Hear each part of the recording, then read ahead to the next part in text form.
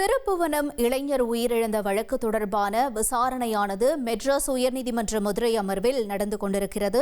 இந்த நிலையில் உயிரிழந்த அஜித் அவர்களுடைய தரப்பிலிருந்து வழக்கறிஞர் ஹென்றி தன்னுடைய வாதத்தை முன்வைத்து வருகிறார். அதன்படி தற்பொழுது இந்த வாதத்தில் அவர் வைத்திருக்கக்கூடியதாக அறிவது, உடற்கூறு ஆய்வறிக்கை இன்னும் வரை அஜித்தினுடைய தாயாரிடம் வழங்கவில்லை என்ற ஒரு வாதத்தை வழக்கறிஞர் ஹென்றி முன்வைத்திருக்கிறார்.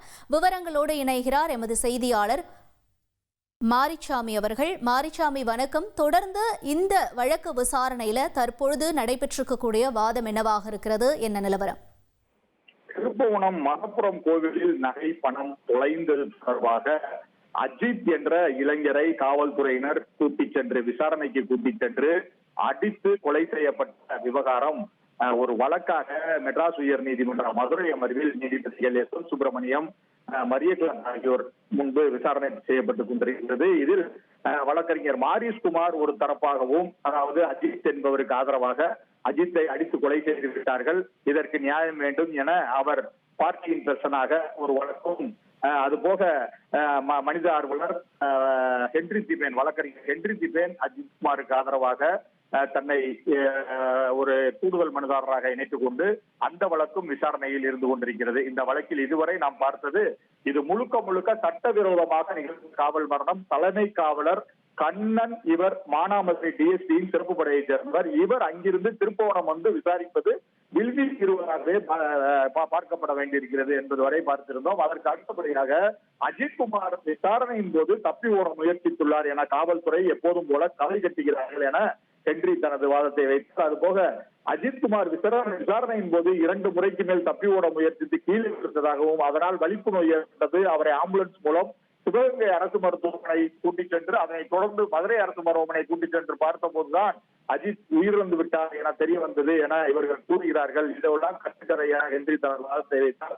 அதுபோக திமுகவை சேர்ந்த தேங்கை மாறன், அவரது மனைவி பஞ்சாயத்து தலைவராக இருக்கிறார். அதுபோக மகேந்திரன் என்பவர், இவர் திருப்புவனம் திமுக செயலாளராக இருக்கிறார். காளீஸ்வரன், மானாமதுரை டிஎஸ்பி ஆகியோர் அஜித் இறந்த பின்பு 50 லட்சம் தருவதாக அவருடைய பெற்றோரிடம் சமரசம் பேசியுள்ளார்கள், அவர்களை மிரட்டியுள்ளார்கள்.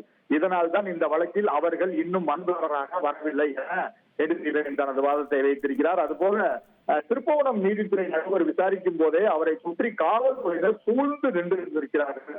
உடற்குறாய்வு தொடங்குவதற்கு முன்பாக அஜித்தின் உடலை முழுமையாக அவரது தாயார் மற்றும் சகோதரர் பார்க்க அனுமதிக்கவில்லை காவல்துறையினர் எனது தனது ஹென்றி திபேன் அவர்கள் வாதத்தை வைத்திருக்கிறார். தற்போது வரை கூட உடற்கூறாய்வு அறிக்கையை வழங்கவில்லை. அவருடைய தாயாரிடமும் அவருடைய சகோதரரிடமும் காவல்துறையினர் அந்த உடற்கூறாய்வு அறிக்கையை வழங்கவில்லை என அவர் தனது வாதத்தை வைத்திருக்கிறார். அது போக முக்கியமான ஒரு வாதம், புகார்தாரர் என்பவர் நித்யா, இவர் ஒரு IAS அதிகாரியின் நெருங்கிய உறவினராக இருக்கிறார்.